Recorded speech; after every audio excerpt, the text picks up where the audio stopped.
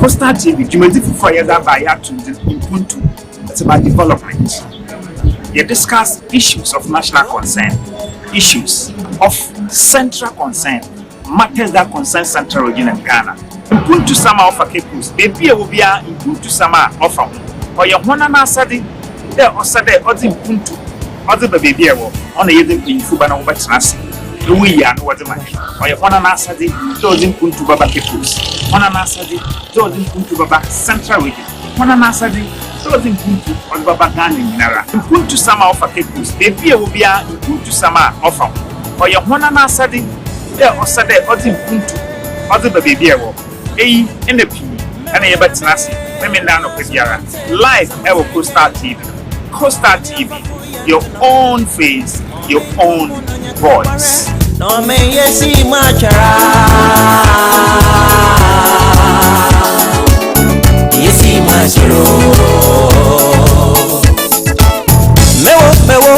Mewe, vijita enya fawudi, yesi mi atu me yendu baby. Anope mayama wachi na yamo akwaba ambra Coastal TV. Your own voice, your own face. Nyamena dawo wama ajipa atuyen. Demi minde biara nopa finunson kopim oye non kono yedze brewon. Jumazin ye MPUNTUO. It's about development. Offer MPUNTUO mu offer Cape Coast offer bibia ehwe fi na meme nda no pa bia yetena se na yadwindwin Ghana yadwindwin Central region na yadwindwin Cape Coast na bibia wo bia ho anope aha Coastal TV mezin Malik Ramzi yatena se fidamabri akopim de non kono bobo yedze dwumadzin na yedze baba na ewie yi yebada wase da ihena ka wo meme nda no pa ho na bibia wo bia wo so ehwe Coastal TV that's papa na yama wachi in the P wo yebedi hu nkomo last week me nda we twem kwana nda the pen papa ye betena ha yedzi nkomo ofa oye HIV a orkoso e wo Central region keku ha commander AK na baby P na HIV AIDS odi han nyomo papa or destroy nkofo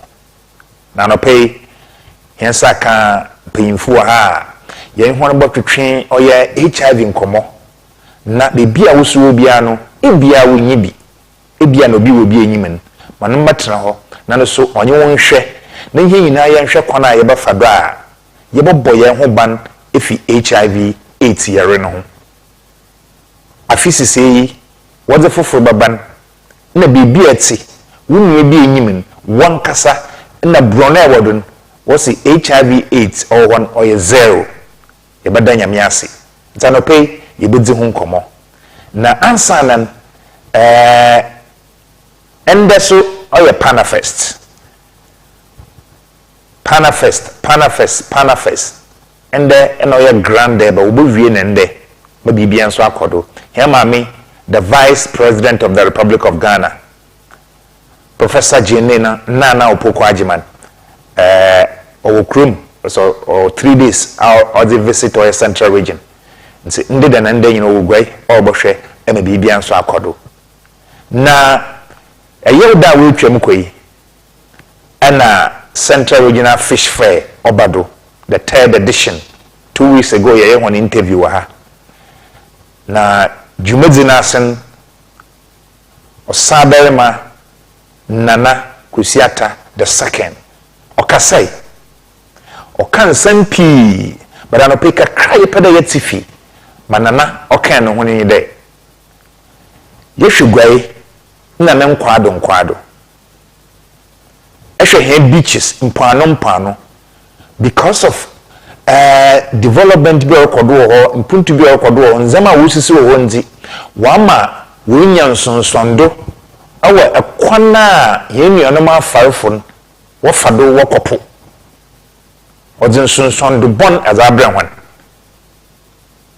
wama one negative effect wo kona wo fado a wo kopo do madam ho maba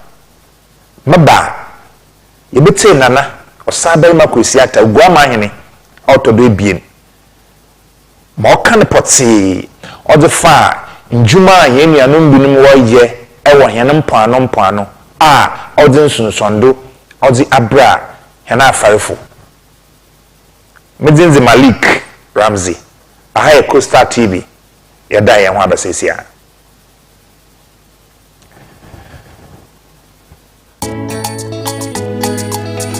Coastal TV jumedi fufu yada ba ya to MPUNTUO.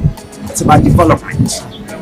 You discuss issues of national concern, issues of central concern, matters that concern central region and Ghana. MPUNTUO sama of MPUNTUO sama of or your mona sadi there was said MPUNTUO other the baby on the year Kubana Westras we are what or your mona sadi those MPUNTUO baba MPUNTUO baba central region mona sadi until the young baby and MPUNTUO sama of MPUNTUO sama of or your mona sadi there was said other the baby in the and a better women down on the yara live Coastal TV your own face your own voice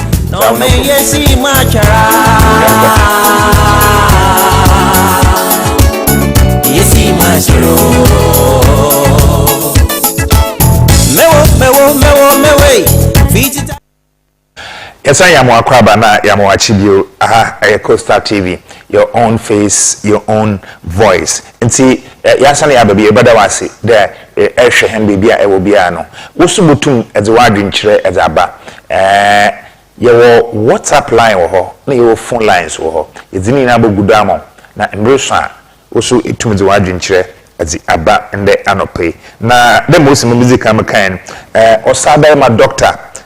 Kwesiata autodo bien ewo oye Ghana Central Regional Fish Fair okrodo nananse yara no kade the hospitality industry along our beach front mpano we see you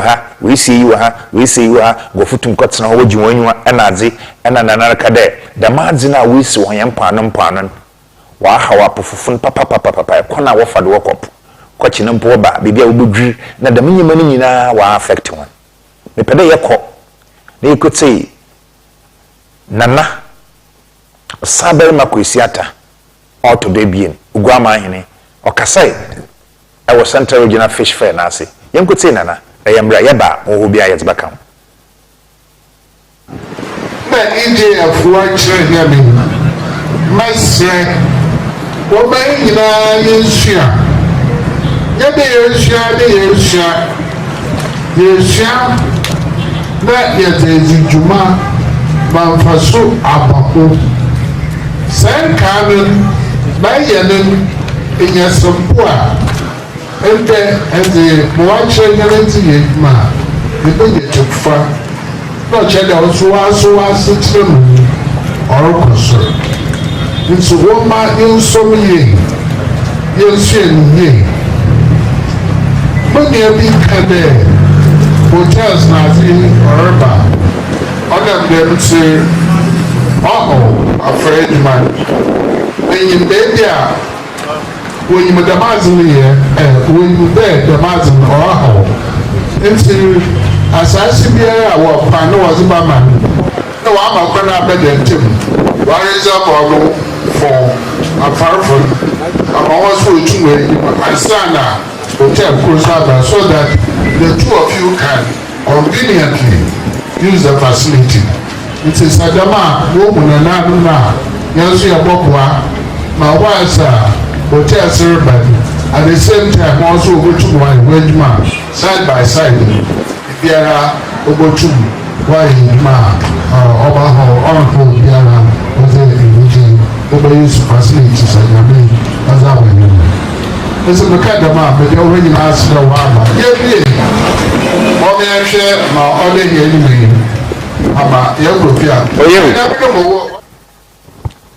Okay, so you're about to see the Dr. Osabema Kwesiata, Uguama Hene, na mahini ofogwa traditional area ona wakasan mpuntu rekodo wo mpano there was a how kakra zebra hinu na farfon na ka da bibi wo ho a when the made money papa or they develop a beachfront, that's wonderful, but they create avenues so you oh yes we ha yakopuna yarba you better you dwiru ha mo aye no we just space wo ha mo hon fine one so be comfortable, but say it's like one block won nyina into one wire papa damo. We hope them paying for the na suprom na anambara also the wutu fa ho biara wutu afa ho na bibia nso wakoye na ozi amahen ende anopay ewo kikusa ha na central region baby ampano wo bia na yen wato hen Coastal TV, your own face, your own voice. Yabada doctor or saberma kuisiata asi papa pada anopay ozi afutu dama hen nyina na hen yan ma fa so bibia nso wakoye na ozi amahen onche yabatu nsa afra hen guest anopay hen papa obaka hen sa ni yidi oye HIV ho nkomo last week metina ha me listening na me from commander kusikipkus bibia ya the listen ya tugwa ya the na obinum from later na hoye mhwehwan papa na me say yonya ye mhwehwe mo so dan dan ehwe hoye ebobo ho ban ono na anyi enyi biara enyi nyasam madam ho maba here guests that's nasi now we go through the HIV/AIDS list our central region ha na nkomo se be yin di bia no yetum yin edi nde anopay yada ya ho ya besesia Coastal TV jumedi fufu yada ba ya to impuntu. It's about development. You discuss issues of national concern, issues of central concern, matters that concern central region and Ghana. Impuntu sama offer kepus, baby will be impuntu sama offer. Or your one and asadi, there or sade or the impuntu, or the baby on the evening in Fubana over Trasi. We are no other man. Or your one and asadi, those impuntu baba kepus, one and asadi, those impuntu baba central region, one and asadi. So impuntu on baba Ghana minara. Impuntu sama offer kepus, baby will be impuntu sama offer. Or your one and asadi, there or sade or the impuntu, or the baby in the P and a batinasi, women down of Pesiara. Live ever Coastal TV. Coastal TV, your own face, your own voice. No me yesi machara. Yesi macharo. Mewe. Fiti tanya famudi. Yesi mi atu mi yendu baby.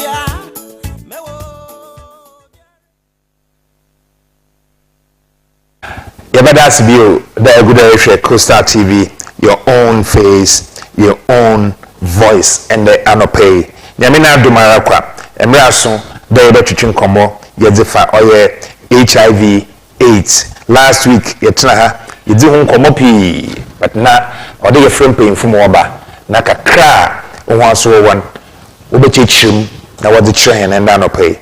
See, Yamina Dumarakwa, Yansaka, or Mr. William Kweku Yeboah, I'm a regional technical coordinator of the Ghana AIDS Commission. So you're Kafin Fimanto Maha, on your technical coordinator, Ewofin Fimanto Maha, Mr. William Kweku Yeboah, and I'll pay you anybody to Chunkrombo. Uncle, them number fell. Tell you, okay, nti mayama wakwaba bibia boko radio adum edanyamia sesa no penso yetun safo na etuma bana kakra ewon ezebrahen yedase papa yebedi HIV hu nkomo last week mkolisi kakra nda me hodezi ama kakra kanala central region ziwa ha fefe ni nyina wa ha na yewo oye the whole Ghana nso mediwa ha nti yebobombaze ya toba na yakomu kakra nkra yenyo bohu bia no yebe read ni nyina na out na yetum yazamo and the anopay nti ebada wasi quickly mpede me bisa I want a technical coordinator for Ghana AIDS Commission Central Region. Specifically, what do you do? Would you manage them?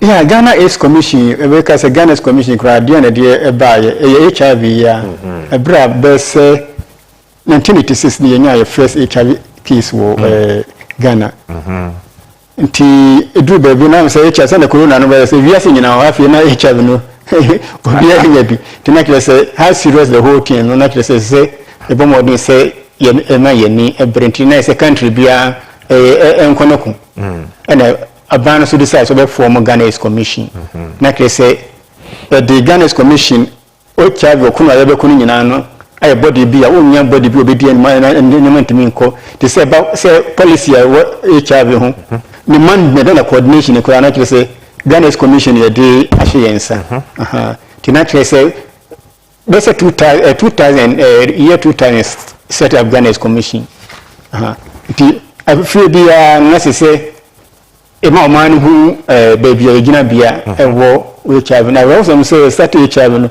the first case for Ghana 1986 now we have 39 years new it started say ye ko HIV ko the afia bia twa no to say 2024 no e twam 2025 mu a na ya tena ase na de akontabu anipa dodo no ayare no omunye bi omu ewu bedru so omu eno edru so na ye de nyina abeto omananim okay na the Ghana's commission dey say you head the coordination aspect and the management okay but about the clinical aspect mu omu be mu ndu ene ho ne nyina dey Ghana Health Service the National AIDS Control Program and Ghana Health Service the clinical aspect no about other aspect no so for the total management of the whole in the NHS Ghana's commission the few via edua me ne omo aye adwuma no for all the stakeholders in atenase me ebu akonta e via se fa na nyina na yente e hihye da se Ghana so ye ne die the bra ye die status about you and so mo se via se nyina omo na hwe e chama mo so mo do status aba na Ghana die ati Ghana Nigeria obia die ka na US mo so kan bomu and yes Ghana's commission the whole Ghana hospitals bia test ahi omu ye nipa daduro so we dey nyina kan bomu na ye dey aba okay nina e ko fa bi na with the report you say your district bia so fight ni HIV the centralized HIV response nti HIV trust the HIV fast sheet from the national one no the TC atra na ye dey amaye district bia timi hu ni gina bia the do we ma o na o je suggest somebody was interested in the number of people living so no put to Facebook and say that is the larger picture na kasa to mo frame na ye call stay near discuss that I say there's more to it than you know nanyim na Ghana is commission e dey we say HIV ho the and you go first you but I see no dey ma yan say make sure say Ghana HIV be free Ghana but yeah that's you bo share na ya kumpa papa the most last week you be bodon kakanka the most can obi no go to Facebook na hina ya huni na social media no do this one me pedam can quickly na ya shase estimated number of people living with HIV 0 to 80 plus years. Yes. The number of people living with HIV 24,184. Adults 15 plus or 22,749. It's about 94.1%. Meaningful male 6,596. That's about 29%. Female Misiafu 16,153 71% and Mofama na penemi yemashim. They are the future leaders of this country. 1,435. It's about 5.9%. Into district specific estimated number of people living with HIV 0 to 80 years and above. On was Abraham. Asebu Asebu Kwamankasi. Last week, Muboni in Amazemo 204 million 570 353 Yamoframa. Nti Asebu Asama Asebu Kwamankasi Dimina Boma 1 hour HIV or Mbinfu Misafuna Moframa where 827. Yako Aguna 1 hour HIV when Aguna East where 579.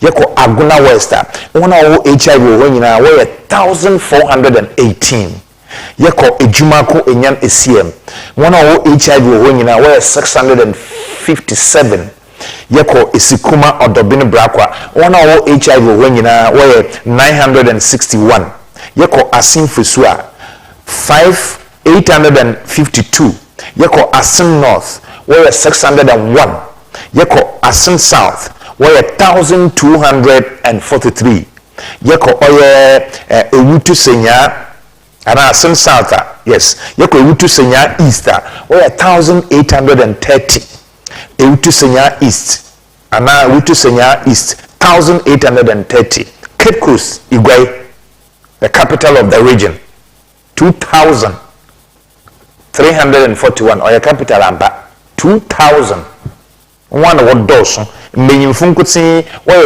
8685 mesiafo 1546 number from 110 as ni na boma Cape Coast HIV AIDS owo kro yim 2830 efutu one a wodi wo nyina no 902 ekumfi 282 Gomoa Central 513 Gomoa East 1683 Commander Edina Igwafo Abrim 2407 that would the Igwanechi I was also supposed in Cape Coast na Commander Edina Igwafo na yakan and then Infantsiman 1478 Trifo Etimokwa 956 Upper Dentra East 760 and Upper Dentra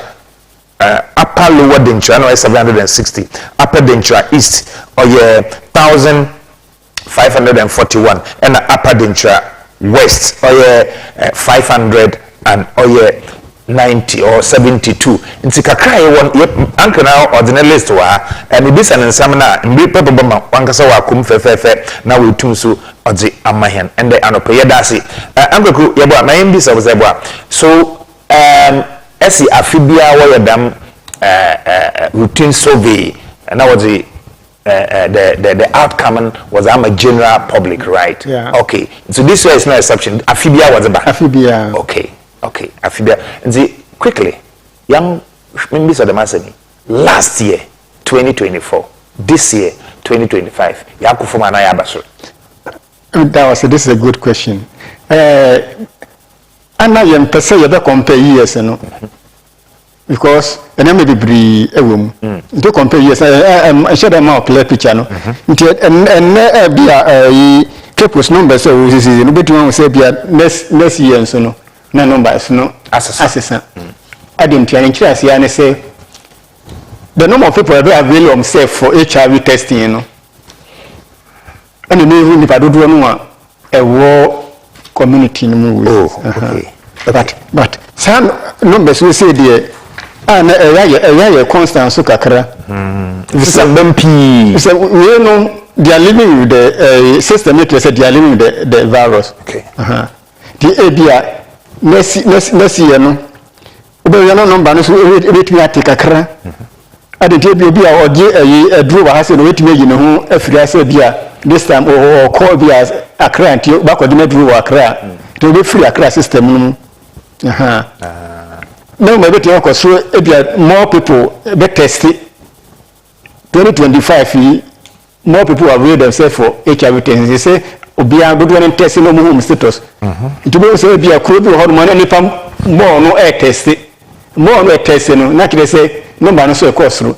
Today, be na me call some of the radio say, "You can't come say technically no, say no man course through yen ana." Ye pay boy. Ye pay so be a good one ni padu one 24,000 okay. About half of the people in class said they are even living with the virus. Nti encourage say you should test and know yourself until more I encourage a man for a test no. Naturally say nipa no so even in padu one a enya yare ni bi. They say no man e course through a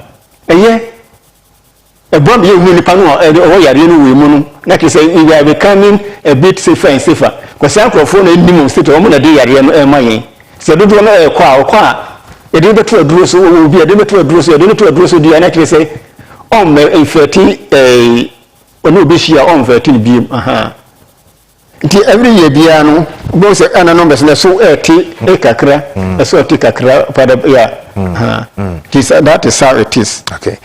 So yamti adona yehwe nti obviously equalism na hwa bakada yemi anom besafo wodo sosen yeah dem na otibia yeah ana why HIV for ana Ghana AIDS Commission wetum why nhwehwem kakra we wodo why de yemi anom besafo the bia wodo sosen meyimfo yeah the simple reason is yeah man ya more vulnerable to HIV no. Okay. You see HIV no say a small education a human immunity a virus na virus no ndipa mkuto no otimate na the wait me train nipa mu dia na kire say nipa ni ewo nipa ho nti say obi na munini hia munya bi nti ekwan horo a HIV no kura ni timi nya about 3 main root sexual activity and about 80% of the infection we are seeing now is from this means and only pa kuni inya then again blood and blood products moja mu bi we blood transfusion and now to say injection syringe here boys use na we use back will be definitely back obviously baby nya na maame fo o kan kwala na sem ho the more serious aspect maame ni will be anka e wo hihye e da ho no will be a ye de be from your friend of prevention mother to child transmission maame ni de be to aduro so onu aduro no HIV kan unfortunately no yini edura ebe ku emu ana se kura bari edura onu ebe bre emu ana se ya emu anu aho de ba fom kura so lo ntimi infect we binti maami de to duro so na onu maduro nu akura onu yemu no ntimi infect no but omo enye sa okay nti mama answer wa question no man na dia do yeah when they be firm okay the other man no yes answer eba we say no but e ka ba sexual activity about 80% no yenti nemu no we say a man no mobobre no they are the receiving end. Okay, they also receive yeah nti so be man will be no ni hia no an say odi man na to the biological made up no again research and some you say HIV virus no etna obema sinemu oba vagina fluid mu na nfusu mu so yeah iti obema no nsu no HIV na wo obema no I don't know say you remember ya ho odini die say you so powerful omo strong nti ono ba ne hia no obi a na o ma protect o mo ho a eno aso odi man na again just share the normal of time and virus so better no ba no ho be man o ba hia na o hwie o di sime na manu na yare no mu a etinimu forever and ever but obi man the moment eno ba ne be gya sa ikata ho ni die no na kese o free from the virus. Again, your name man, brain skin is so tight. Say the HIV virus can hardly penetrate unless there's a cat to be a home. It mujanu to me is here. So always the HIV infection there should be a root, and that the quality of the virus and the quantity. To remember the quality, remember they are very strong, very infectious. And quantity no so e does be very to even cry oba no ahe na be free e betumi akoba ma no ti dabia na e bedu anu anu e ma no so and even about the man no they have no control over the sexual we see oba ma say one ne yire be o bi kura ne yire ka so nche konduma hardly say oba no betumi oba ma no be ka so ontiase so they have they are weak in all these things. They are more vulnerable to HIV. That is why no don't want to. The next like a class a year man. You're more your man, a man, your mom home by MIA. Yada say Eburu Hwe Costa TV yenye Mr. Yeboah ono no ye program technical coordinator Azma Ghana AIDS Commission Central Region ono ye in common ye the prevalence of HIV AIDS in the region, Central Region to be specific. Nta ehwe he na wo so bebia wo bia no empemen ebotum ze messages aba ye baka nyina na ye zamo. So Mr. Yeboah straight yenko there are Akaka HIV nyina zama hen there are physical and emotional impact with those individuals or HIV ni be. Take us through the physical and emotional or impact that affect these individuals who are HIV positive. Yeah. The kind physical on pakunya HIV so rakoye a test no na ka so HIV. In fact a serious situation. But who didn't just say who say ni pedua na ho de nyina asan I had to say and that's wasa. Ni ho de become powerless. Now how na depressed, stressful, yes anya easy. Ko ye HIV test na ya ka kire wo a we say ani hu obo yare na already ye ya ka say yare na ni eduru to na say oni yare no betena ohoda fitiasie no ana eduru ni ho no mo de na say on ba ko ya say yes ba bewu ti wan ka say oni da so nyina asa ha so these are some of the emotionally no say oti anya yi obi okra o say those is that tendencies in ba o yakura ba kwa kwase no ho but it is not easy.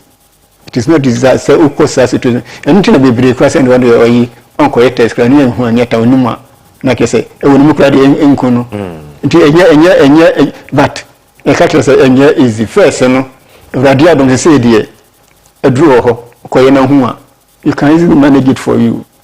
Okay. Yeah. Okay. Yeah, that's na yenhwe ayasemo. Ekasa initially ekade nkofu wo dope na wo pede omo na wo bade ye better star na Ghana AIDS Commission funa wo boderu de oh obi ambe na mbaye HIV test it will be a drew ho enyi bi so na wutiaye was a don one ho pe na was a bad are they willing that wo ba na ho na de bia wo push one that one bra and the coming utu wo ba na wo ma wo honestly about HIV test na a bit in pass will be sorry say okoye willingly really yeah inti send you can about the global and about half of the people living in HIV woman can say no say omo HIV inti you say if you say nyina no say no o ya de no ma on target bia wutimi enru ba bia say wudu no inti by 2013 almost say there should be nothing like AIDS. The next 6 years, the next 5 years. Yeah, this is yeah. It's literally say udu ya is the disease stage. Okay. Manum HIV betre memu. E dey weak in immune system no anti manum adura buru tembe no. Na edmedu ya stage na A stage. And surprisingly, this thing can HIV virus no. Which we say 2 to 15 years.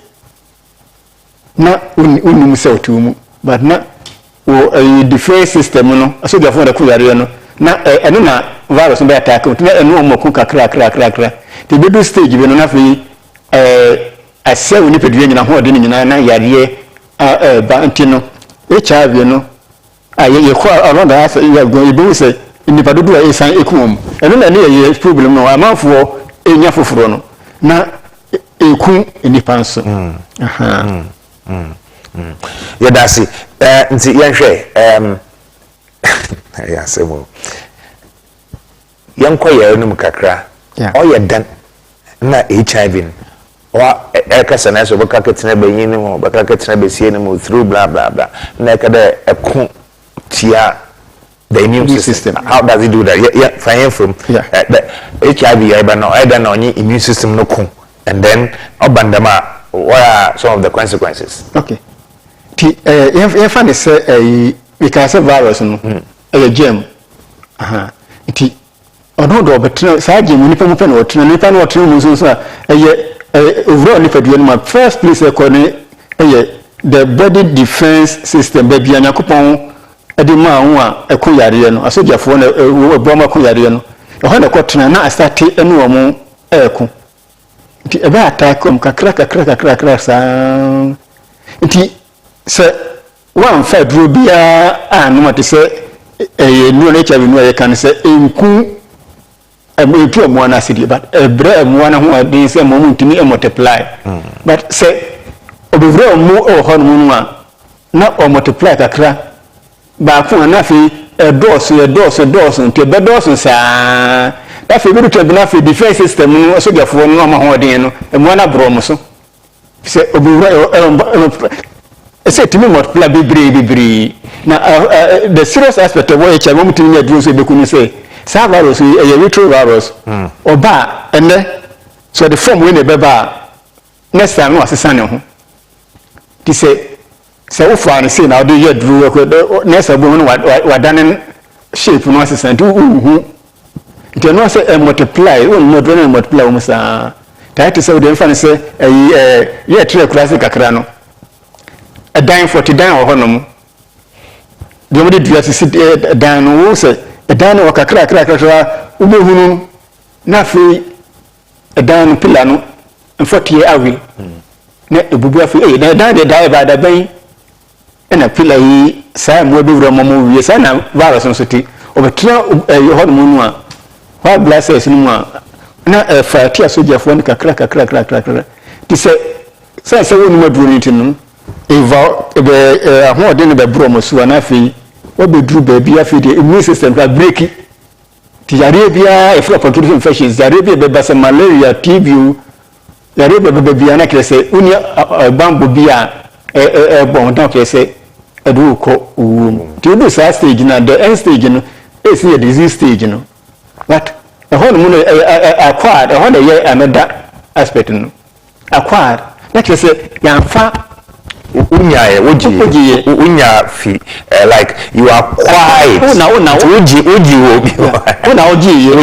yes just be na de break na uji free obi ho but any me come na fast wa me gi free obi ho no no ana me ka se akola ye kan ma me na de ma no se ma me no obi no wa me na de ma no ba me so ma ya company for no so obi na de ma no na kwa ma we na ka se do no ano free enem enti emrantie no so bia o so enya no so no obi ono bank enkoda but betimi enya but another serious aspect wa microphone no betimi nya yare no obi ho no a hospital ono so mo brabo ni bia obi ko ye virgin no nya virus no bi but you say kasa strange blood to blood no be moja wo bia no a moja no betimi nya contact mi betimi enya ti ya salon barber shop ya yen iko yiti o kwa nkuta oni machine o kwa otenase oyi obi ya be o customers be oyi ya machine no o san fa no san ti se ti anye yi na ba mistake no ekotwa obi no npa ko virus bi na kese moja no mu the moment of blood no so be twa na de blood ya contact no onya it is so many ways o dey say if ba another one serious one kwa amafo ebu eni goso omo boy si ekuta de o de omo bubu nipa more kekekefo obohunu no owie ba ko no so ye me de mami I mean say a child be non ba ko ti anye yi or virus but this virus ye nchoro mo bia mo so we say asmesi obi atwa no a o ko no so twa wa the moment no onya so this all this means ni na etimi emma ye yare no okay madasi papa I'm say your boy just mentioned something nipa mezika krebe kan na sa wankasa epewuye ya it's not about laziness po you will know how on this earth there about now the obi ndebubu are banfamo I mean how the obi enyim no de bia o that na man at now no jitutwa won say reba no jitutwa na reba is it I don't know how to describe it but is it laziness another abaza ya wakata ho wankasa pokoto bleed fufu na fire is better there ya lazy man ya we bompo Your friend Kofu, but Obubu was a man. Ah, okay. That's very unfortunate. Or can be in HIV PP. And see, you mentioned HIV, and then you said AIDS. So you begin. Okay, and see, HIV. Only the not a virus no and acquire immune deficiency so them none of the akaji na that bound so on na okay and my mimi say consequences bi ho ana make HIV yes consequences bi so ndi bi ho say in HIV na say yentumi yen treater odin so ba Abanson Sunday no ba. Yeah, the idea can no na do be call the first is do be call A stage. Oh. Disease stage. The virus na better me. The minimum do there.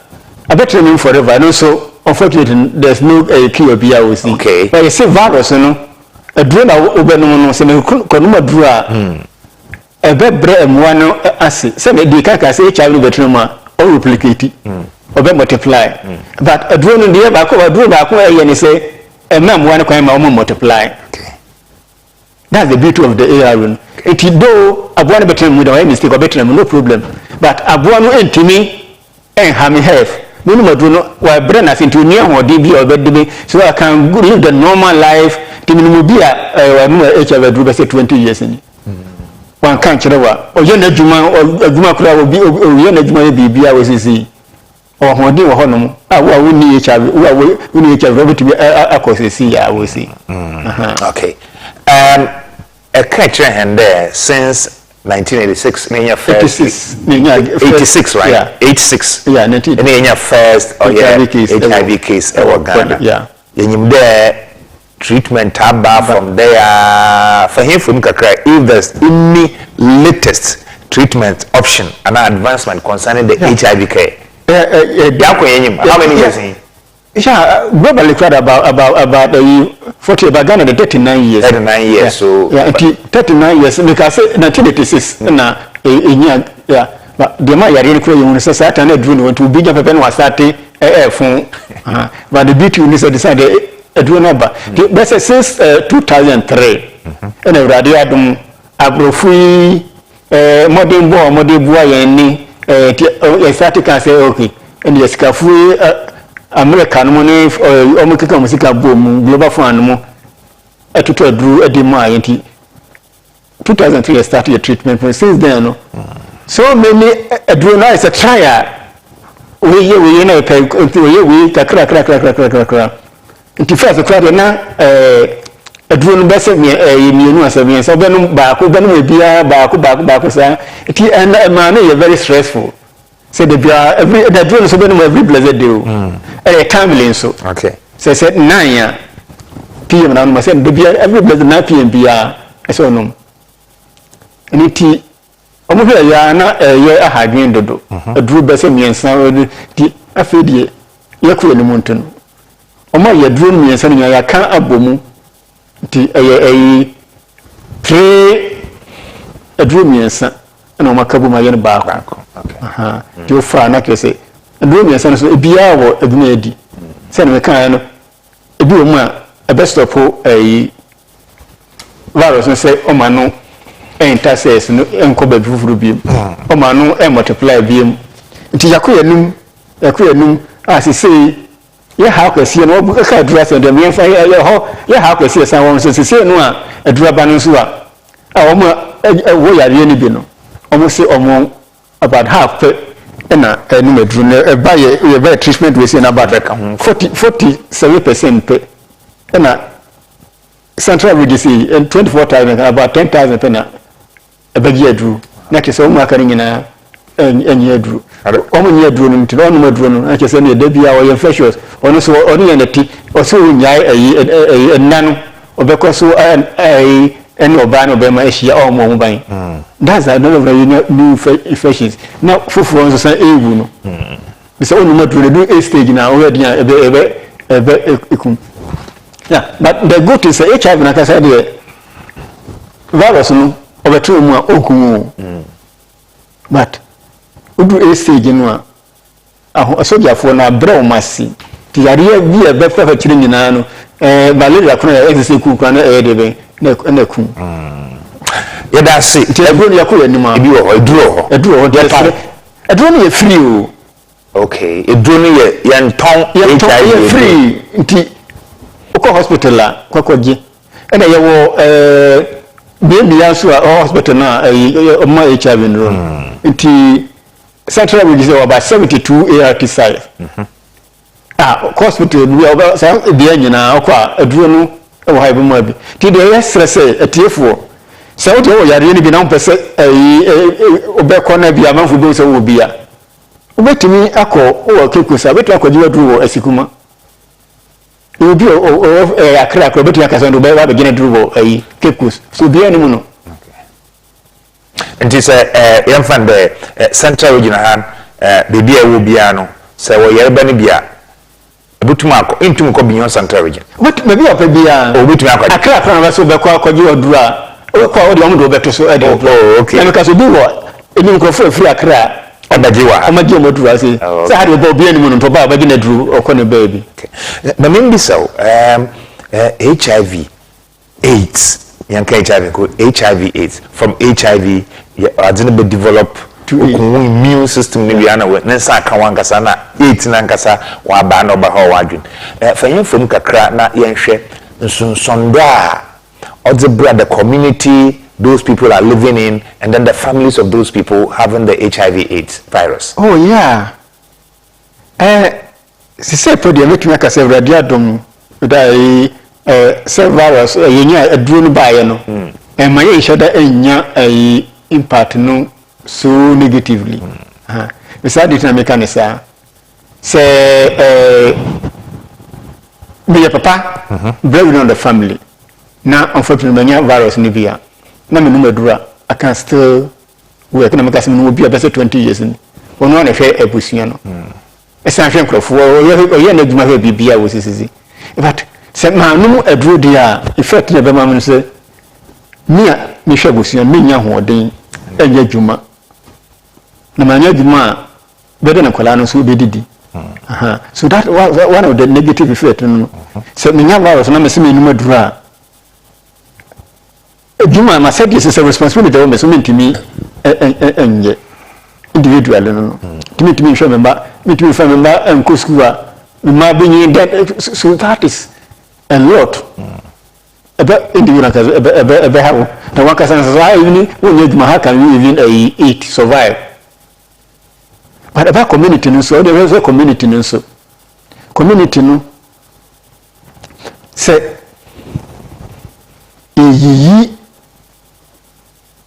virus be threat ni pema be the stigma na sa ni man is a stigmatize sa nko yeah if you say community no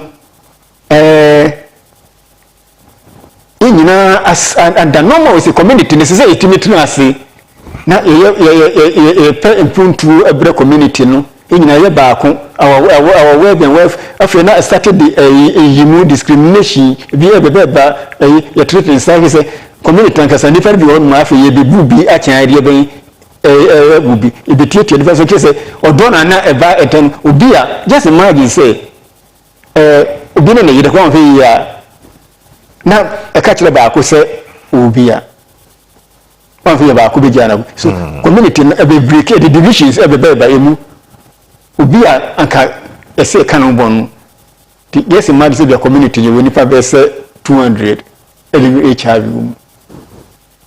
no start say yi omo every community ye nkeka omo mayan ho I mean e break odo na e boya see e wo mu no nyina no community e break ni nyina to say community say by HIV nso a e see community provide protect ye ho ye ba ko ba edi anyi ya HIV betimi di division abaye mu kura awuni ewu ni nya kura wan fi ya abaka so ni mu no yeah.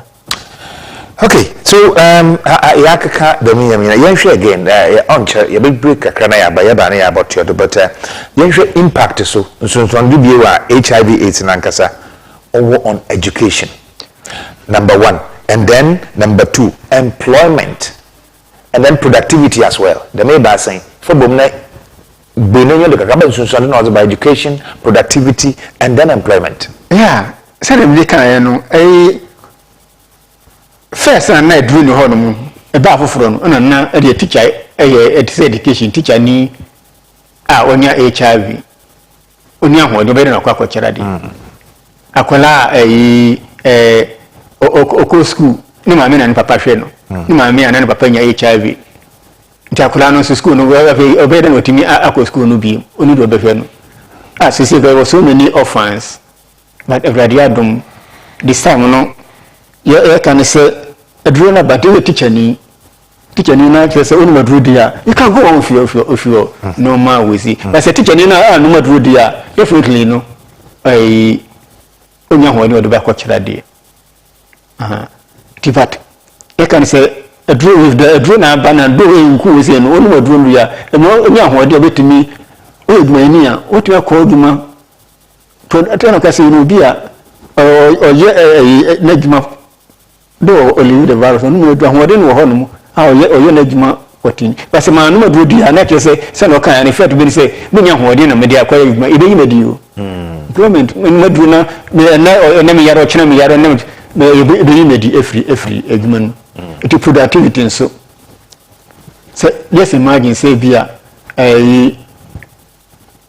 skill labors here produce promo ni expect na o nyina anyanya HIV a ina na be kwa productivity nyina be form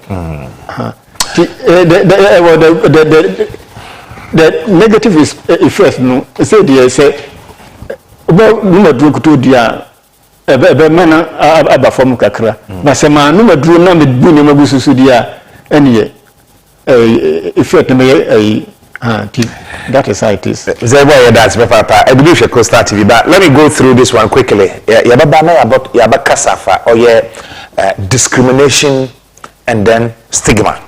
Yeah. Discrimination and then stigma. But I'm going to go through this sub-national HIV estimate, regional HIV estimate, and the people living with HIV population, all ages. Greater Accra, 77,821. Ashanti region 63,159. Eastern region 44,792. Western region 24,895. Central region 24,184. Bono 19,997. Volta 19,078. Bono East 13,849. Western North 10,046. Ahafo 7,670. Upper East 7,549. Ahafo okay. Northern 6,465. Upper East 6,318. Uti 4,542. Savannah 2,657. Then Northeast 1,717. This is people living with HIV population, all ages. New infections so ewaha.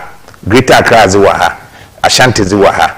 Na mepede yeda yehu yebe sesia yeji HIV hunkomo AIDS HIV AIDS ena yedi hunkomo ende anope nti bebi ewo bia no woso yebama wachi bio na yama wakwaba na yada wasi da iguda itse ana ehwe Coastal TV, your own face, your own voice. Jumada ya tunzin impuntu development na yamfande ewo community bi ewo region bi ewo friend constituency bi na nkofududu dani wo HIV impuntu imba ho obeda wenya ho woza yejuma na impuntu abaho nti jumadini ya tunzin impuntu mozi impuntu ba mamfo impuntu mba nyina memenda no pa bia no nson kopim no nkono yabatena ase na yedzi ho nkomo kodo na hwe Coastal TV yeda ye ho yaba yeba yanyime sebo a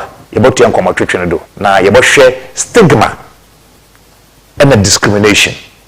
Yabesesia.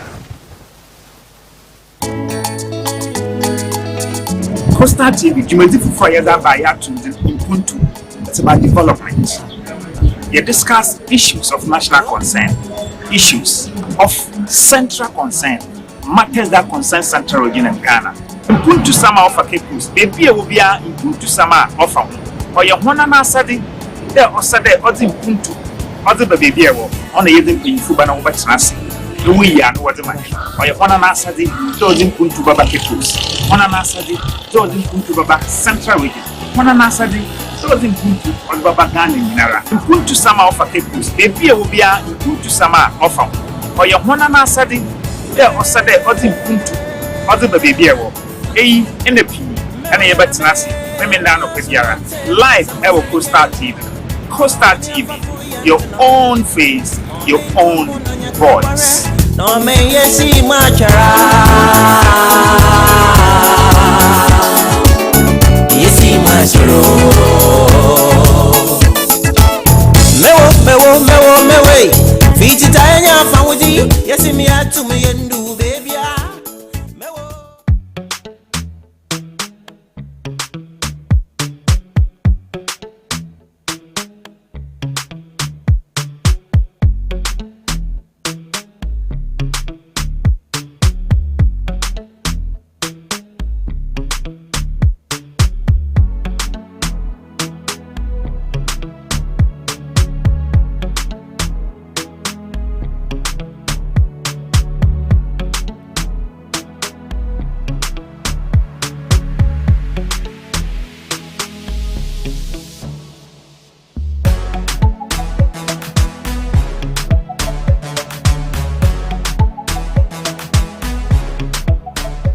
Hello, this is the Cell Gift Shop.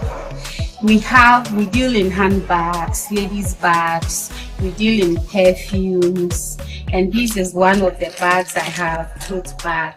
This is from the US. It's very affordable, leather quality. We also have different perfumes, ladies and for men.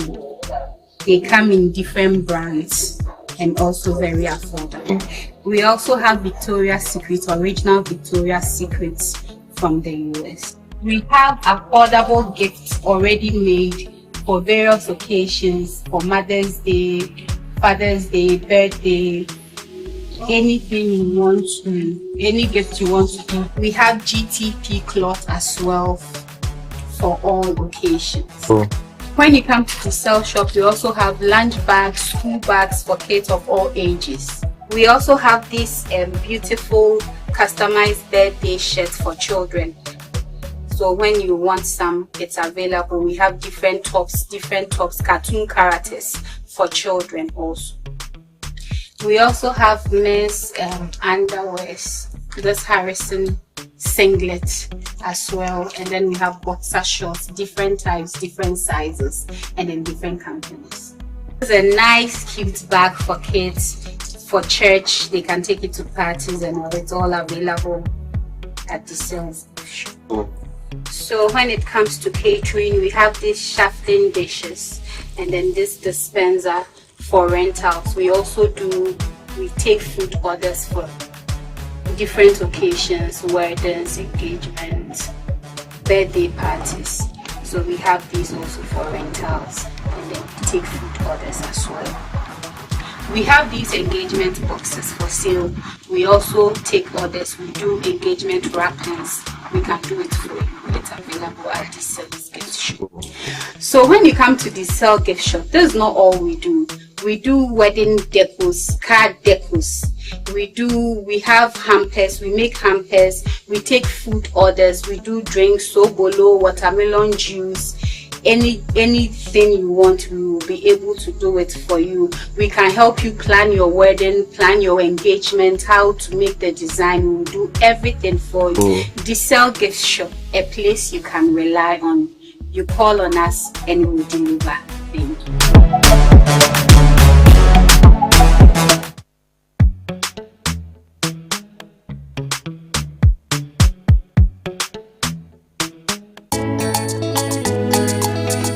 Coastal TV, Jumedi Fufaya Dabaya to Impuntu. It's about development. You discuss issues of national concern, issues of central concern, matters that concern Central Region and Ghana. Impuntu Sama of a Kepus, baby will be a Impuntu Sama of or your one Sadi, there or Sade or the Impuntu, or the baby on the Yedin in Fubana Nasi. We are what the man, or your one Sadi, those Impuntu Baba Kepus, one Sadi, those Impuntu Baba Central Region, one Sadi. Impuntu on Baba Gani Minara. Impuntu Sama of a Kepus, baby will be a Impuntu Sama of or your one Sadi, there or Sade or the Impuntu, or the baby in the P and a Batinasi, women down of Piara. Live ever Coastal TV. Coastal TV, your own face, your own voice. No me yesi machara. Yesi macharo. Mewe. Fiti tanya fawuji. Yesi mi atu mi yendu baby.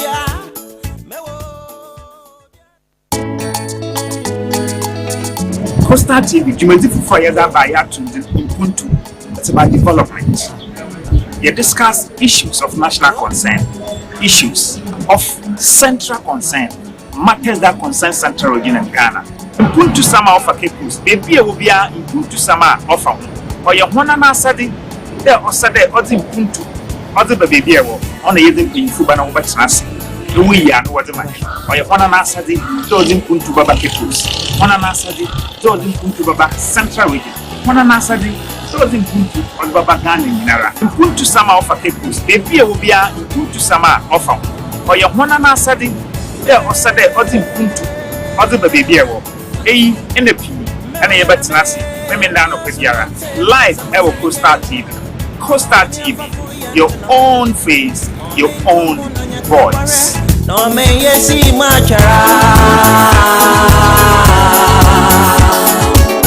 Yesi macharo.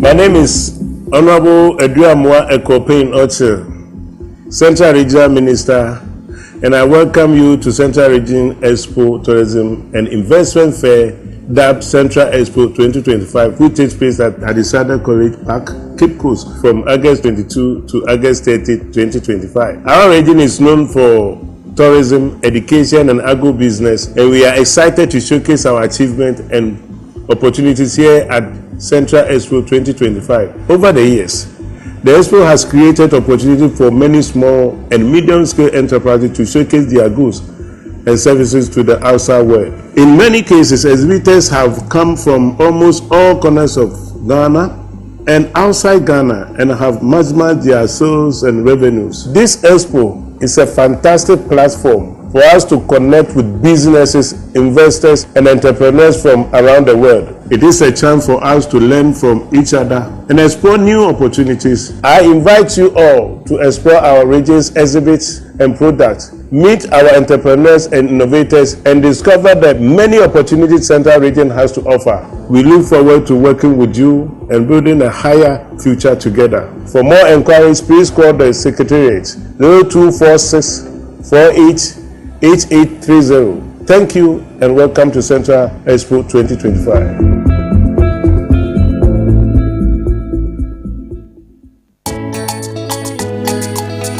Coastal TV, Jumedi Fufaya Dabaya to Impuntu. It's about development. You discuss issues of national concern, issues of central concern, matters that concern Central Region and Ghana. Impuntu Sama of a Kepus, baby will be a Impuntu Sama of or your one Sadi, there or Sade or the Impuntu, or the baby on the Yedin in Fubana Nasi.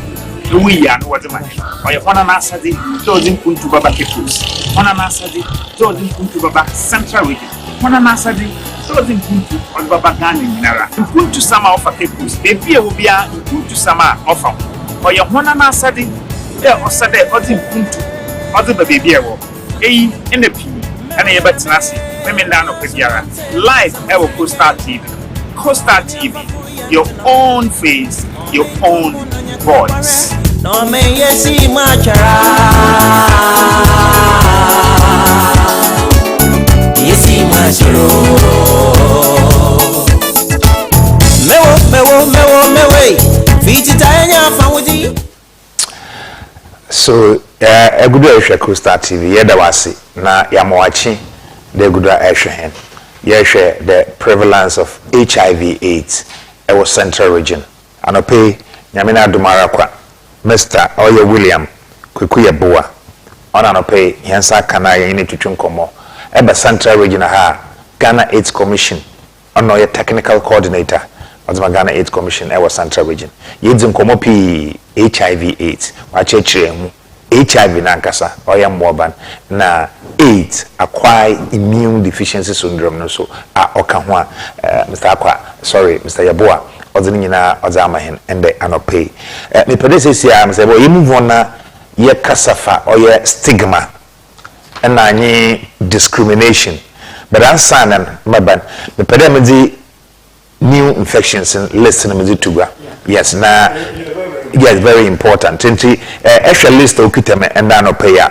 estimated number of new HIV/AIDS pochote HIV nye AIDS bia new HIV infections estimated new HIV infections from the 0 go see 80 years and plus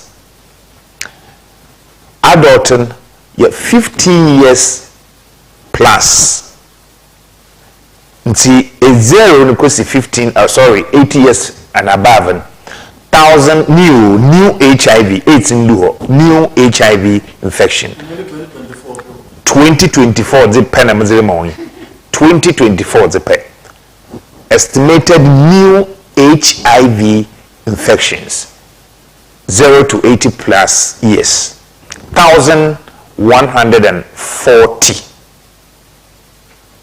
2024 1,140 adult 15 years and above plus yes 1,049 that is about 92% of the total infections male 314 is about 30% and then female as Mr. Yaboa said the receivers 735 is about 70% of the infections. So children from 0 to 14 years 91 is about 8.0%. so quickly this one is a district specific estimated of new infections that is HIV not AIDS HIV abra asebi kwa mankasi men and I'm being for 10 misafu 23 mafama 4 tidina boma or 37 aguna east menyim for 6 2024 misafu 18 mafama 2 aziboma 26 aguna west menyim for 17 misafu 41 mafama 6 azinina boma 64 HIV ejumako enyanesiam 6 male 18 female 2 children all total 26 isikuma odobini brakwa 12 male 26 female 4 children ezibomoye 42 asimfusu 11 male 23 female 4 children 38 asin north 7 male 18 female 2 children ezibomoye 27 asin south 14 male 35 female 6 children ezibomoye 55 and then ewutu senya 18 or 8 male 21 female and 2 children ɔyɛ 31 ewutu senya east mmenyinfo yɛ 27 mesafo yɛ 59 mfoma yɛ 6 ɛdi mama yɛ 92 cape coast mbenyinfo yɛ 28 mesafo yɛ 67 mfoma yɛ 6 ɛdi bɔmɔ yɛ 103 efutu 13 30 and 2 45 so mbenyinfo mesafo mfoma that's it ekumfi 3 8 1 ɛdi bɔmɔ yɛ 12 gomwa central 5 16 2 or 23 Gumwa East 22 39 and then 4 Azingina Boma or 55 and Commander Edina Egwa for Abrim 32 for male 64 for female 10 children it's Azinia Boma 106 and Franciman 18 49 6 73 Chufu Itimokwa 334 and then Yabomoy 47 and then Chufu Himan Lower Denchura 10 male 23 female 2 children as 84 49 8 or 81 now finally Upper Denchura West and Menyufu 16 Misafi 26 na Maframa 2 Zinyaboma 44 so this is estimated number of new HIV infections new HIV infections central regions and I'm dealing in a Mizatugua Mizamo and the Anopay and see oh you papa no man or the phone wouldn't it be a pede WhatsApp hand it be a pede send a message as in my hand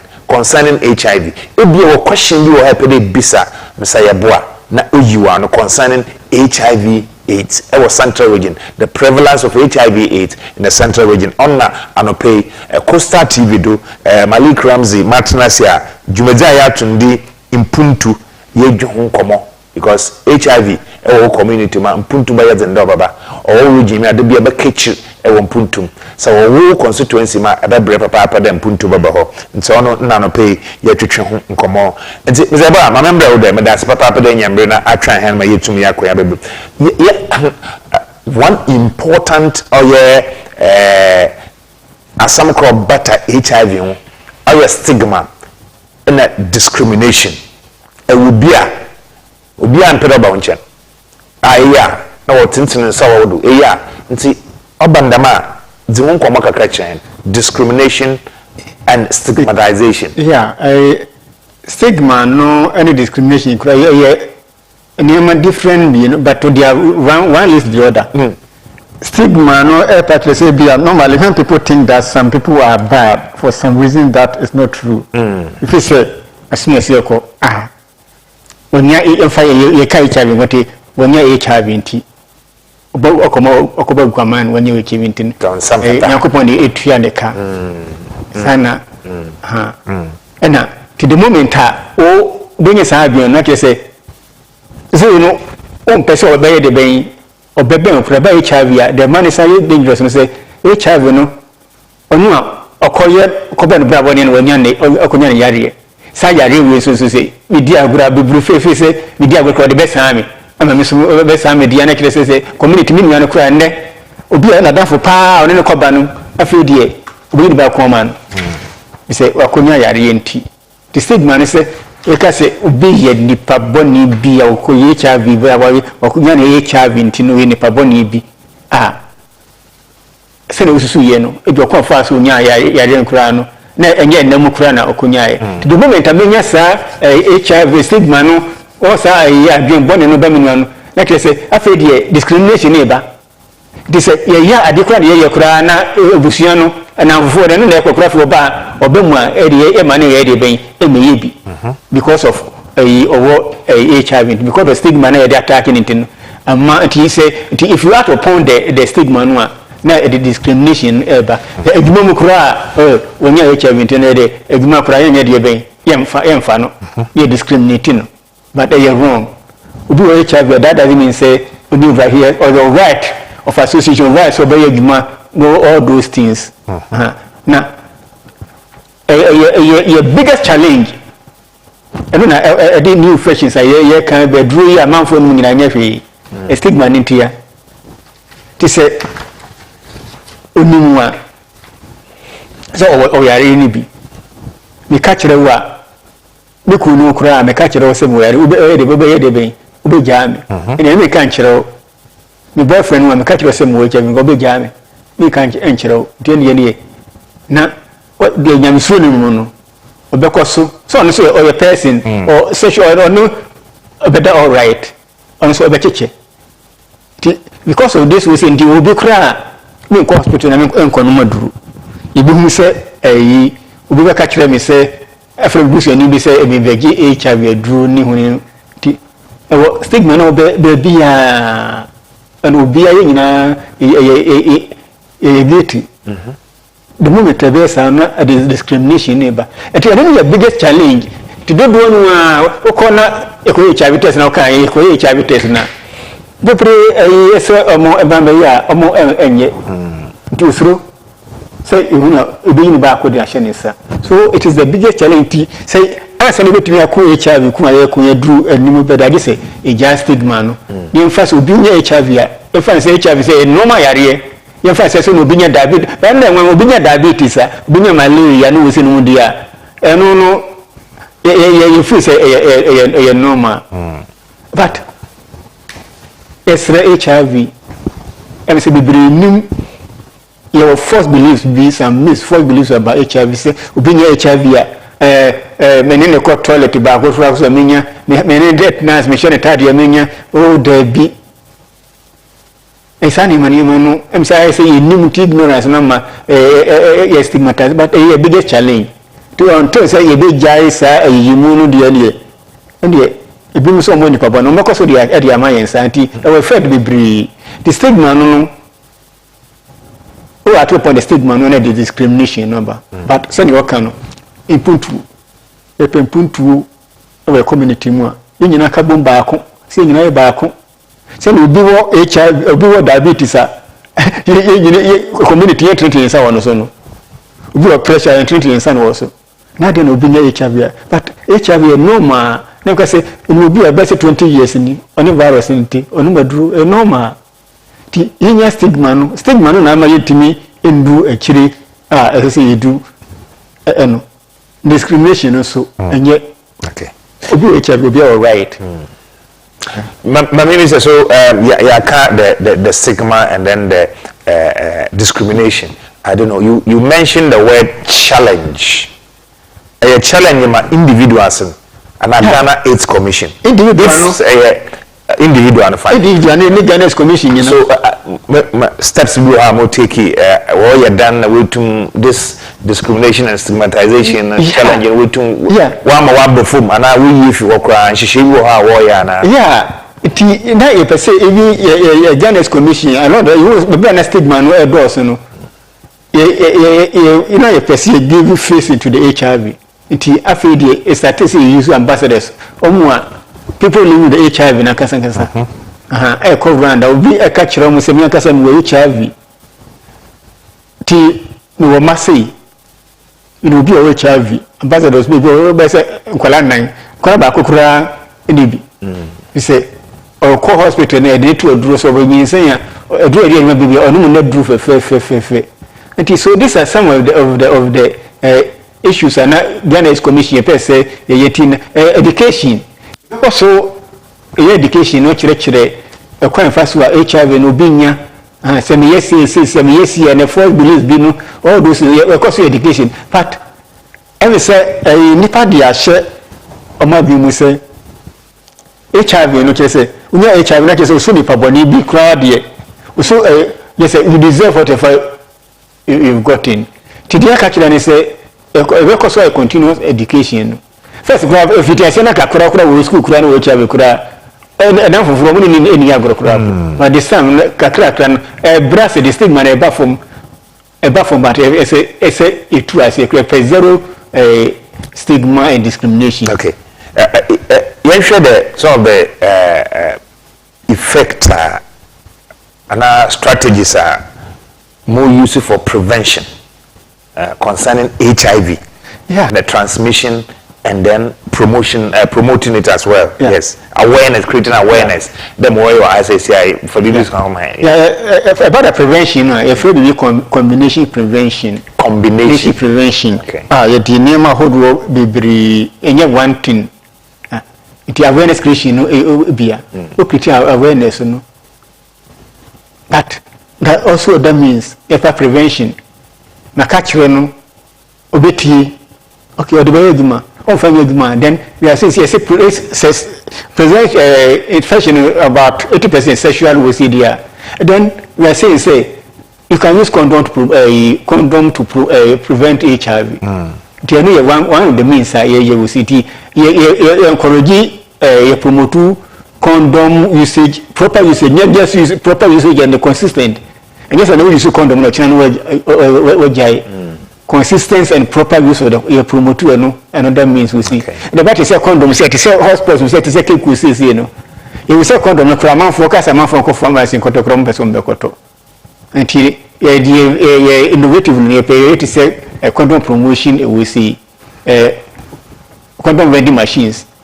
Because some to say PPG mo bi bohon mo abura na ayoko some kiki hospitals areas no e dey be bohon all the coins dey show you can just take some number o di shema na biaba yeah better 3 we to drink average yeah did 20 pesos go be shemu condom ni baba no we use ka or ATM yeah no yi so there so o fere dia ati o ko tun ase na wo uza ujira amanfo people dey say amanfo obegu ade ba tube ko na asasa that is another one step. Then again you say some more people are more vulnerable to the HIV, you know.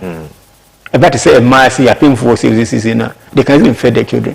So we'll be there and then PMTCT, prevention mother to child transmission. Another strategy I say when you say kutu dia now call hospital kutu dia not just one will be adult. Now for protected says it in one year then you better test you 2 pompo you better test you test you here now will be here near what to address immediately when we drone sa but how ni say say ankola na nya no na ke say maame no ko obi no obi ye test you no wan si ho no mu biem obi won san emma biem na ke say wawo so another strategy to solve the kola no problem the same maame fo no obi no problem ko to address wa agofra no enya bi when you ba then you will say some people are more vulnerable to the virus.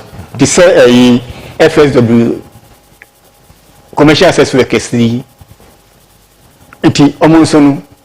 time it was serious education education the education and you promote condom no more the one give us to say keep us say one give us yes hospital key population if we keep population or some professor from most at risk no the education educate you and never so they know themselves have to take their own destiny in their hands. Education in course. But unfortunately, we don't find entire engagement. The same intervention course will commend us. You commander na Cape Coast because these are the two places. It's like one will lead. You better share the why they will lead na ya. But maybe so education and then awareness creation. Are you sure it's reducing another Ebola testing any treatment in how is it affecting that? Is it the Ebola education awareness creation? Ebola how? Say see Ebola gives power. It is a let me send you a name HIV. See education so the no one opportunity we see both means so can be say na family to menya HIV no education no ebebua but the question is say behavior change na easy behavior be people from behavior be na ebeche by say asobo na ma ejapai they be so kind of education to say this time see the social media see almost group edit to almost na kakra education ni dey only almost say this time be education akofo munintina a true education akofom they say starting na educated the same schools mu kura no your school of education say remember sa HIV school of within nyina na en kura no for no set kura na start lecture da kura no futi ase ru mu say me yes is in HIV a na ke say onya sa empowerment no yeah they say onu say yeah me say me young one no be beda na mama me ho ba me nyi sana me nya yare dia na ke say ono betimi anya the right to be insisting on those with education is very important. Okay. I see and a positive young friends say we can say important in obviously it means that positively it's working. Yeah, it is working. About treatment a drooling and I church a man for etimi ehu juma we say. In your own words, you should the ruler condoms, PrEP, and I say PEP. Ube church in na much a play in HIV prevention, not HIV/AIDS, but the HIV prevention itself. Yeah. So condoms, PrEP, and then PEP. What is that? Yeah. Condom they say you send the condom. Yeah. No to prevent you. Do 100%. No claim from function was condom. Till I say consistent and proper use. Why you only year betting at it? We use consistent and now we use so. And take the proper use. Yeah. So if you are using condom, proper use now using condom, that's until you are safe. Yeah. Who society antiana? Yeah, so well, you see the proper condom different. Okay. Yeah. The PrEP, the PEP. Yeah. PrEP some who are most risks. Okay. Who's at risk? Who's the highest risk? Yeah, commercial partner, sex workers, normal partners, to be a discordant couples. If we say nipa mienu, or they can't discard couple by bakuni partners, and they are staying together. They can still have sex. To protect the other person, own yano. I don't have PrEP, no, PrEP exposure prophylaxis. Okay. Pray, he said, the Maya Mao Emma. It no edi maun say nipa no benum aduro no for some memes onu mu na kire say aduro na bebo na say ne onya infection onya HIV no no don't pa ko affect no. Okay. And then me Joanno, so for instance A will be B ni B. Yeah. Nti edu ne ba wan ye de ma bi wo bi na ya ne bi no ye prevent bi so nya nti ye de ba wan and we do man impo wo bi no there be me a me ni bi me na ma no na benum. Oh, okay. Na ke say abo ho ban je fa say kuna yete yeah ebi oba wo bi ba ma ni bi ebi aba ma wo bi oba ni bi nti ne oni bi no ye ba ma na edwuma na no. Oh, okay. Say the be ya be prevent ni say onya. Okay. Okay. And PrEP no so process exposure. Mistakenly nibia or your nurse or will be panning back on HIV. Nibia paniano avono. Do you know immediately no within be 72 hours no. Ebono a very examine na fe say only back on any HIV the next say or you see. But say only back on HIV could tell us no no and also a drew. Yes, for 28 days. Like I say, on no drone. But I know it should be 72 hours. Send a bear on no drone and also a man no and get infected. Okay. All this is a means of a prevention. Okay. Be a strategy, sir. Or yeah. Okay. What can be so this quick one. In the world, globally, from 1986. Ghana you record your first case. Yeah. Abrochi dey by crown sign by Hanami boy. Yeah. And 1981 crown sign. 5 years before. Globally, Ghana, not Ghana AIDS Commission, but AIDS Commission globally. Yeah. We making progress. Oh yeah. Fighting HIV, eradicating HIV totally. Yeah. Totally. If you walk around, so if progress aba and that progress by share. The whole world globally, the most be by 1980. Yeah. It be 19 86 we nimpo was be bia 2000 and 1989 globally ye dinu nyina aboma World AIDS Commission won make progress in fighting HIV. Oh yeah, making progress. Making progress. So no kind according to the UN is word is within about 40 million people are living with the virus now. Now out of this 40 so 40 million living the virus now no. No ebusu kwaswa na eba fam. Oh number no eba form. Okay. Number no eba form. Yeah. But Ushomua your report ne kutame no. No say since the inception of HIV no about 88.4 million people have become infected with HIV. About 88.4 million. Like I say number no was through. But they say no, we are seeing say about 40, which means we are making progress. Okay. Infection no ever form. And they say about 30.7 million people are accessing antiretroviral therapy. It's about 30 million and we draw see. We are making but first not draw the honor. And but they say no, never be bree. And we are making progress even on our treatment intervention. First, no, naka I always say, ohia nya de papa. Anka ye bibiri masi no, obinya HIV a. Ye be clear my CD4 counts. CD4 count number of virus no ahoro no a ewo we count ti ye wo some ne pedua no ewo ho di bi asisi du. And what didn't for Mukra answer the door to a drusu, which is very bad. Yeah, then you come Africans they do better drusu. But this some dear Sandia, I sikafu a boy says so many boy and you couldn't say the be a test and treat. Okay. A test wow, this time was positive and he had what to a drusu. But a starting in 90s, necessarily near about 30 million people at the drusu. So many people.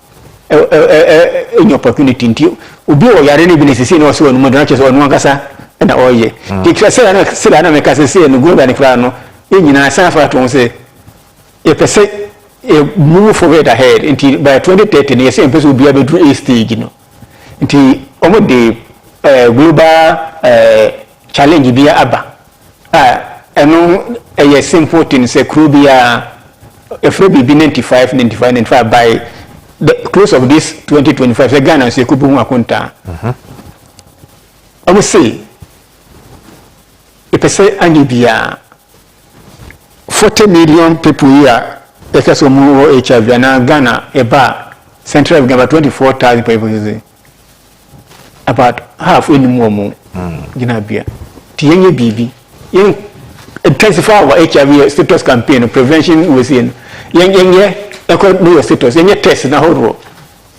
Niya mo body say any be 24,000 in central brigade, you 95%. In your mind, from to a drosso.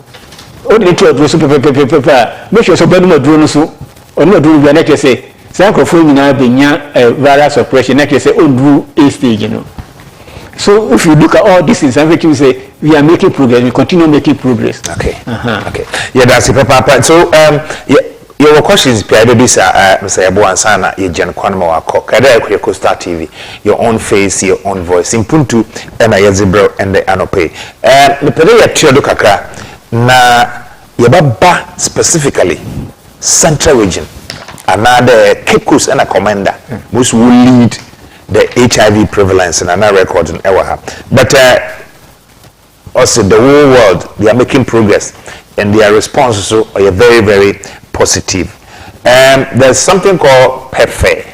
What is that? Oh yeah, PEPFAR no just say because time HIV or konoba no is a developed countries no. It's a phone be bua before no. The American government the patron will say on one so a bua miyako. The American president initiative on HIV. Okay. And they pay for the buy. Okay. Radia Abdumuni say, must we must we have to know how contribute a big way. Ghana Crown, your Tavesi Bibria, Omon Crown a fund. Unfortunately, another challenger, as I say, President Trump will say, Ochasa money in name we see. This is a Asamaba. Another big challenge as I bass is in. Prefer one is now America President initiative to supporting HIV. Okay. Okay. USA didn't sign him. No. I'm contributing, but American government has Pepsi, Trump say baby. Yeah, and Trump say obviously, President Trump, as somehow can, negative effect and an impact. So what are you doing as Ghana AIDS Commission? Yeah. Ghana AIDS Commission, I say we have to think fast. Tina, if how can we sustainability plan? Tina, you started say yes sustainability plan. How can we sustain our response? Say no, you have to be said that will be our and it is very good. It's a no condition permanent. Until the power of Hormona de Bia or Hotu Busu Dow or Papa no be one way on this way to Toto. Tina started a year sustainability plan of the response. The IBB scientists say no. As a someone. I say Kasanga a fund means of generating our income. Then the Kasa will be a moyen. The Ghana government, Nakasano, Ghana is coming at no, as I say, a THIV fund. The group people say, in a community THIV fund. No, Uncle a bem. Sanokan industry, no organization, who do more producing and say, Nipano in Yarema, how can they develop, how can you get your development? Is that Banaka? Ebua nifa do no enya yare no se ya ma omo enya dua no mamu a bidu be ko man ka san titri ye you fear enya yare we see bidu be no enya young ones be yegma dia mayen the development you are talking about it say no say kan san sasa ye generative isika means of generative one. The Ghana AIDS Commission so send a man for year a request any telephone MTM so this kind of apps will be and 9898 star hash 99 star 9898 hash about from the local Ghana AIDS Commission a fund sky is one thing that to more yes let's say a man for no through that means in kakra na Trump so jaya and the fault get me for home to be our break yes but anti yankura for the drone maybe not say o na be drone by you to say kasa any bibia to Ghana AIDS Commission another way I who say a drone is a very serious area then say you empower your local industries no you can start to produce HIV drugs they no see go so ban me support to your local manufacturer we can do it. You to me as for about support to Yankasa produce Yankasa Andrew. There Trump that's what trying to say, yeah, now your destiny is in your own hands. Now we be so concerning the way forward in the near future. But what can you now because Trump and America for say the support will no more come. Then you have to think critical thinking, you have to think fast and then so obviously this is another challenger Ghana AIDS Commission now other countries will face concern because if the number of people living with HIV is reducing, is coming down, now if these challenges comes as well and then obviously the epidemic because it will be nice to more than one for mobile then you are and see as a number near star 9898 star 9898 hash star 9898 hash so star 9898 hash one CD even one CD will help even 50 pesos it's a fabwa. The whole country will just be appeal. I think it's a very good appeal. Ghana AIDS Commission star 9898 hash. I think about boy here. You sabako koso wutri na HIV no bebo. Sabako kaye bibi no bebo on fa ho kwana fa do nyan. Wa bewie. Nti mbo bia o bia no entumi emfa mboa na onkoye na mfa mayen. Aha. ena ye tia dwumazine do fe dem ara on kire ye dzine nyina ba be wie yi na mami mi say yi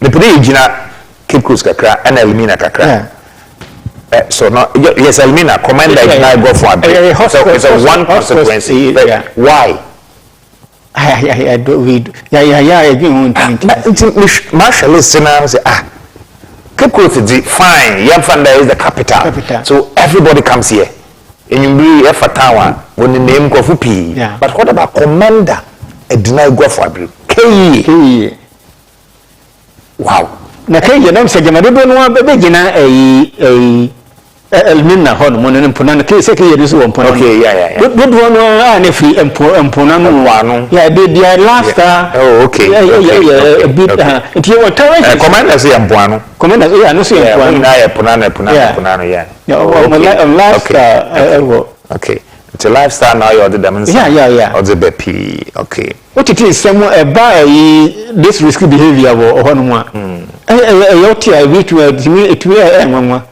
yeah they have to talk to a share the aspect of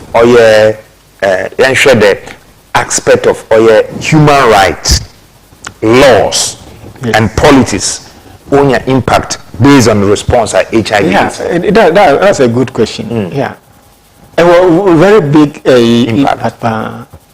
Say why a law a prohibit a mobility out easily to access a health services.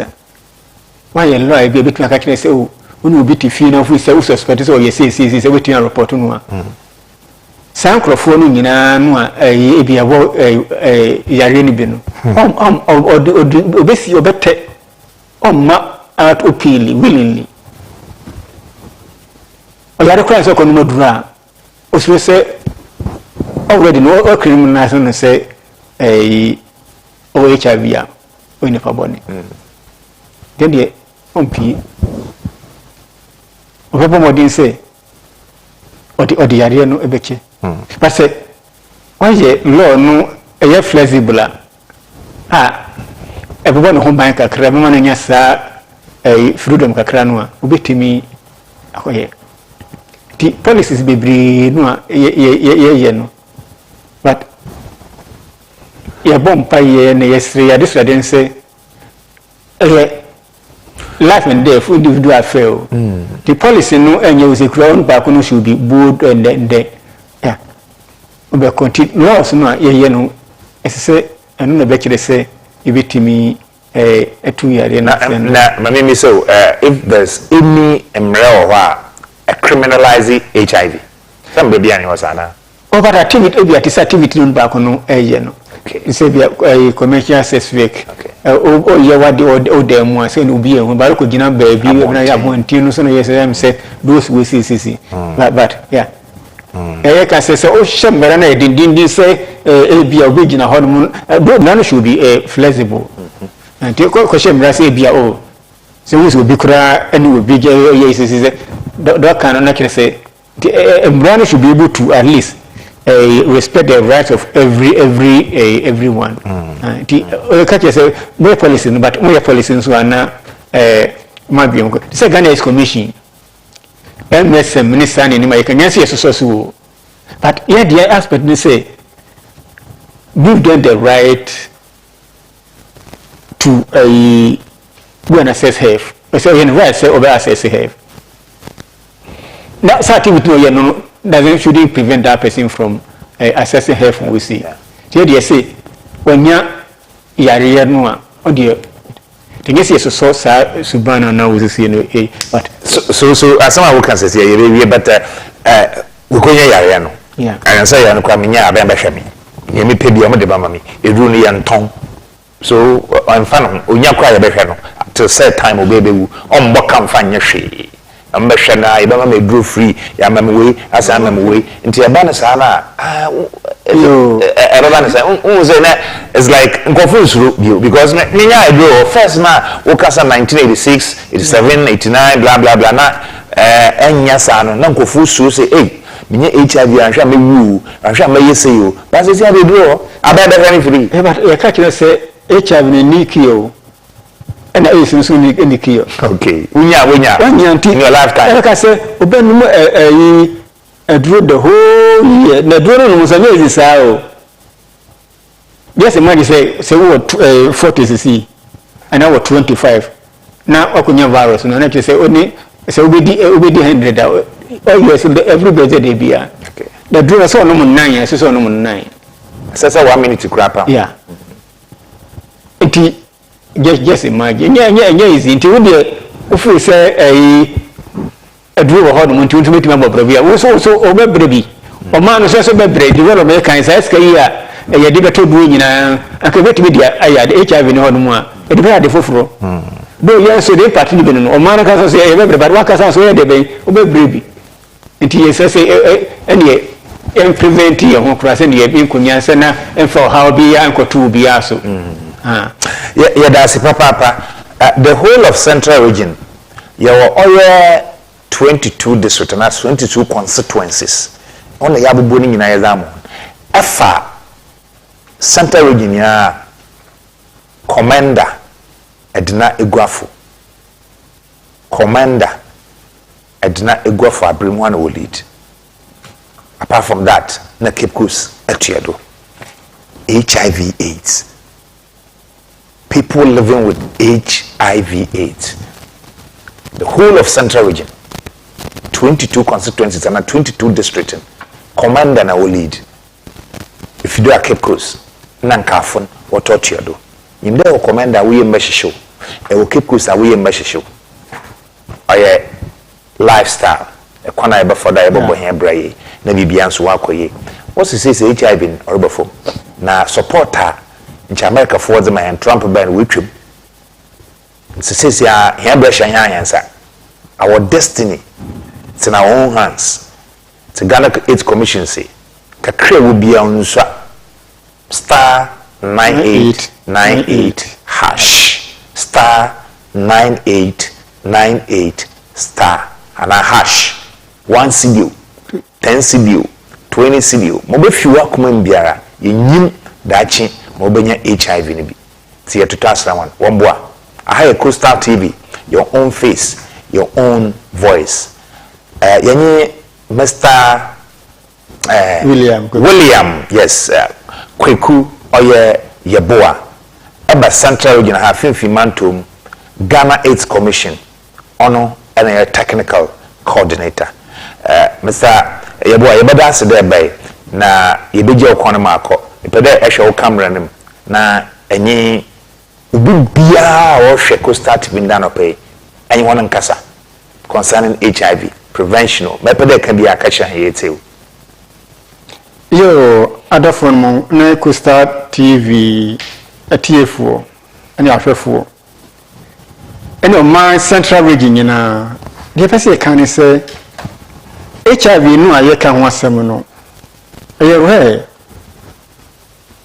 obia betimi nya bi but ani asem no say e betimi a prevent HIV no eyewa kwankure di kan wankasa na say o take the initiative no afi community so ayo mo no so no stigma titru sene ye o mo nya yare bi no esrese yema emrafom no binye yare ni bia HIV en sansa dia na yade abi isusu no tiemo body say yebefa nyina yebeji o ma nya yare bi no yebefom se anka sansa ye ho na wo busa wo say yegbe na menya ya anka wo so ebeden se no pese betitru sansa na se na bible no kwa no ene Quran kire se treaty yenso nyina sa ti yen stop stigma no ne nyina nya baako na se ne Coastal TV for can MPUNTUO development no HIV na be threat to our development ya mo modern na ya mra yare na se na emsa o kan statistics no na enipa kakra no enipa yare esa kunyen yo you lose about ilusu ohwe number no a ilusu 12,614 people okay is related death. Teacher said, Brian, inflation, the organ in 15,290, 2024, and the NIPA 12,614. ewuye na safie bia enipa 15,000 plus ebenya yare no na about 12,000 ewu na kese Ghana yasia na yeto it HIV is a threat to our development it everybody say ebitu HIV ase say no kan na describe bi me sansere ene sikafo de bua no so mabre te say yakasa amwo boy ho dia intimi ti hia obi am Ghana's commission hia obi am wa kakra bi ensa ti na yet not MPUNTUO it tell say because we are the send yin na yin send we follow from na kakra bi atimi adon send yet na sustain yin response no central region ya de nenso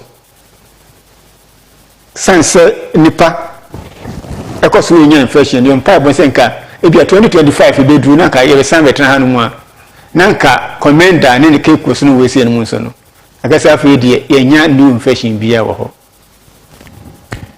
obia wo ne kefen so ye mama ye ne mua ye ho HIV is rare. HIV is real. Mr. William Kweku Yeboah, Honorary Regional Technical Coordinator, Ozma Ghana Aid Commission. We say, boy, we are grateful. You better want to sit pay urban education as I'm a hand. Why you Juma Papa? Remember, it's about education and it's about information. Costa TV, your own face, your own voice. Now, you catch out there, how do you see? And they are pay impuntu, yeah, maybe in the biara. Anopa no nson opema anopa no nkono yewie pepepe a na yakọ joy news ho na yakọfa news file Samson Ladi ena no dom betenase na ho aso atuedo wo ho wodi amahen nti ena so ye panafest grand finale nti ye bia nko Victoria Park and Jubilee Park na onko witness panafest ni bia himfu p and we wish you Vice President Her Excellency Professor Jinano Pokwajima Waha when you now grace the panafest na bibia nso akoye zama hen yebeda when you as production team we are grateful Professor Kwamna Bamfwaje Michael we are all grateful dano pay utum wabua ma yetum yezi impuntun and then so yezi ekosi izene Malik Ramsey nyame ya duma desende yebesane yeshia na ma ohobia so yeza atiodo na kaibe ode mpuntu bebebi ewo ono no be ho waye Costa TV your own face your own voice yebesane share the Sunday. Good morning.